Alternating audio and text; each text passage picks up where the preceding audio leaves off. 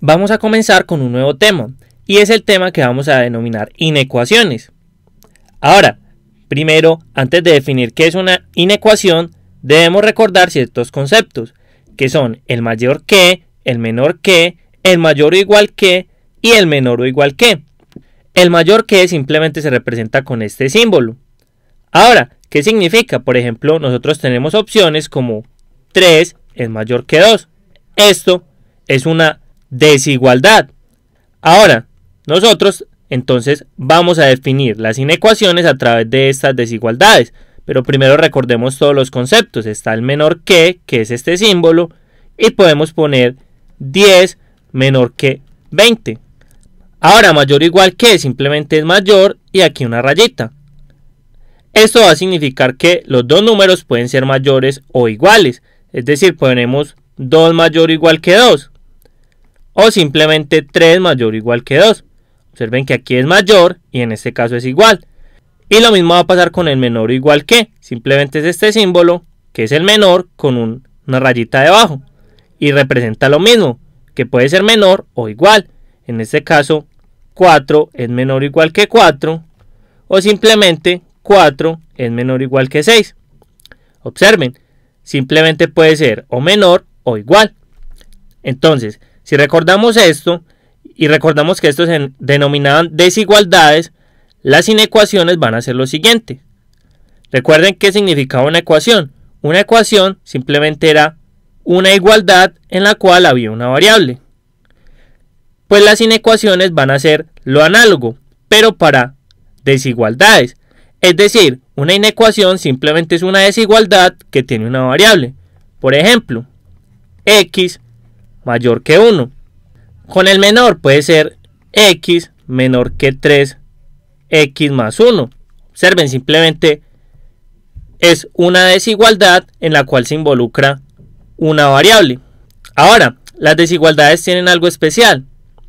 Observen lo siguiente. Si ustedes se acuerdan, las ecuaciones nos daban valores exactos. Sin embargo, una inecuación, por ejemplo la de este tipo, no nos va a dar un valor exacto.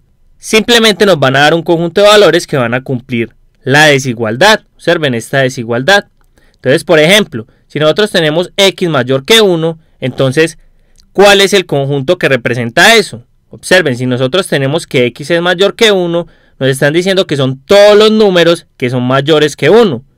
¿Cuáles son los números que son mayores que 1? Pues son los números que van desde el 1 hasta el infinito. Observen, ya lo vamos a representar como un conjunto que va a ser un intervalo. Simplemente van a ser todos estos números que son mayores que 1. Recuerden esta notación. Lo mismo va a pasar con los demás. Ahora, observen que menor o igual, ¿qué nos va a representar? Que puede ser menor o igual. Entonces, si nosotros tenemos x menor o igual que 10, simplemente esto que nos va a representar, simplemente va a representar todos los números que son menores o iguales que 10. Si son menores es porque están antes de 10. Es decir, vienen desde menos infinito hasta 10. Podemos ver un pequeño ejemplo en la recta real. Tenemos la recta, ubicamos el origen que es el 0. Y entonces, ¿qué vamos a tener? Si ubicamos aquí el 10 y nos piden todos los números menores o iguales que 10, ¿qué vamos a tener? Vamos a tener este conjunto. Todos estos que vienen aquí hasta 10. Y al 10 lo vamos a incluir. Y recuerden, simplemente lo ponemos con un corchete. Y entonces van a ser todos estos números, que si vemos vienen desde menos infinito hasta 10, que fue justo lo que escribimos. Entonces, lo que nosotros vamos a hacer es mostrar cómo podemos solucionar estas inecuaciones. En primer caso, inecuaciones lineales, lo mismo que hicimos para ecuaciones lineales. Pero antes de definir qué es una inecuación lineal y cómo se soluciona, vamos a recordar algunas propiedades de estos símbolos de orden. Recuerden que esto simplemente nos va a representar un orden. Y van a ser las siguientes. Las propiedades de transitividad, que van a cumplir algunas propiedades para la suma y para la multiplicación, y son las siguientes. Recuerden, la transitividad simplemente nos expresa lo siguiente, que si A es menor que B y B es menor que C, entonces A es menor que C. Es decir, observen que esto funciona como un puente y nos quedan los dos extremos. Lo mismo pasa con el menor que. Esto va a funcionar como un puente. Y lo mismo va a pasar para el menor o igual, para el mayor o igual, y así sucesivamente. Entonces siempre vamos a tener en cuenta que se va a cumplir la transitividad. Eso lo habíamos visto en un tutorial anterior. Ahora, la suma va a cumplir lo siguiente, que si nosotros tenemos una desigualdad, podemos sumarle cualquier valor a ambos lados de la desigualdad. Observen, eso no importa si es con mayor o igual, o menor o igual, no importa cuál símbolo de estos pongamos, pero siempre se va a obtener que en una desigualdad podemos sumar un valor arbitrario a ambos lados de la desigualdad y vamos a obtener una desigualdad equivalente, es decir, se va a conservar esta desigualdad. Y para la multiplicación ocurre algo especial.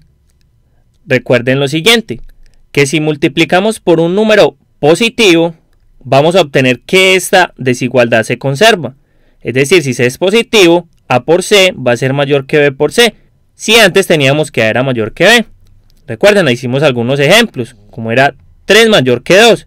Si multiplicamos por 4 a ambos lados, es decir, 3 por 4 y 2 por 4, ¿qué íbamos a obtener? Que 3 por 4 nos daba 12 y 2 por 4 nos daba 8. Y este iba a ser mayor. Observen que conservaba esta desigualdad. Sin embargo, si el C es negativo, no va a pasar lo mismo. Por ejemplo, si tenemos esta misma desigualdad, 3 mayor que 2, y la multiplicamos por menos 2, entonces 3 por menos 2, 2 por menos 2, y vamos a obtener que 3 por menos 2 nos iba a dar menos 6, y 2 por menos 2 nos iba a dar menos 4.